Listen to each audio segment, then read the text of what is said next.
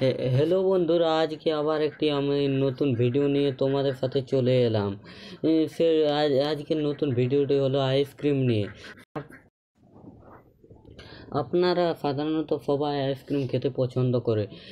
সাধারণত যারা খেতে আইসক্রিম খেতে ভালো লেগে আইসক্রিমের উপকারিতা সম্বন্ধে আমরা জানবো। আইসক্রিমের উপকারিতা নাম্বার 1, মানসিক চাপ কমায়। আইসক্রিমে থাকে ট্রিপ্টোফ্যান বা অক্সিটোসিন ক্ষরণে সাহায্য করে। নাম্বার 2, হাড় শক্তিশালী করে। আইসক্রিমে হাড় শক্তিশালী করতে সাহায্য করে। আইসক্রিমে পটাশিয়াম ও ফসফরাস থাকে যা হাড়কে শক্তিশালী ও মজবুত করতে সাহায্য করে। নাম্বার 3, এনার্জি সরবরাহ।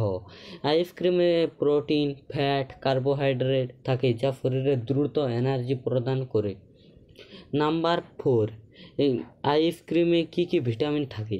আইসক্রিমে vitamin B6, C, D, E ইত্যাদি ভিটামিন থাকে। এবারে আমরা উপকারিতা সম্বন্ধে জানলাম, এবারে অপকারিতা সম্বন্ধে আমরা জানব।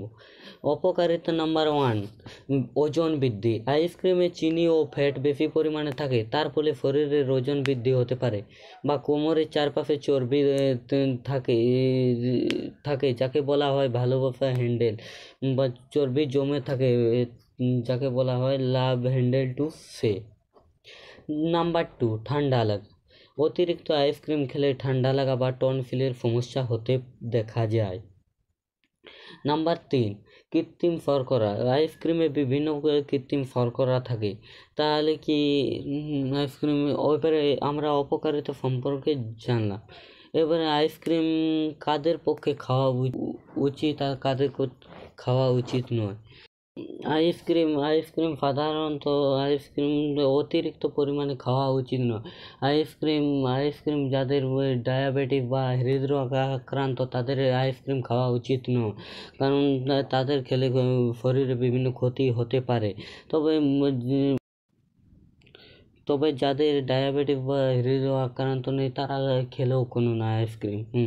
তাহলে আমরা আইসক্রিমের উপকারিতা এবং অপকারিতা সম্পর্কে এই ভিডিওতে জেনে নেব, এবং কাদের খাওয়া উচিত এবং কাদের খাওয়া উচিত নেই তা জেনে নিলাম। এবং আইসক্রিমের আমাদের শেষ হয়ে আসছে ভিডিও। তাহলে in this video and stay your connected. আরও এমন ভিডিও চাওয়ার জন্য নিচে কমেন্ট করো, পারলে লাইক করো এবং সাবস্ক্রাইব করো এবং নোটিফিকেশন অন করে দাও, যাতে নতুন ভিডিও এলে সঙ্গে পৌঁছে যাবে তোমাদের কাছে। এবং ভালো থাকো, সুস্থ থাকো, সকলকে জানাই অল দ্য বেস্ট।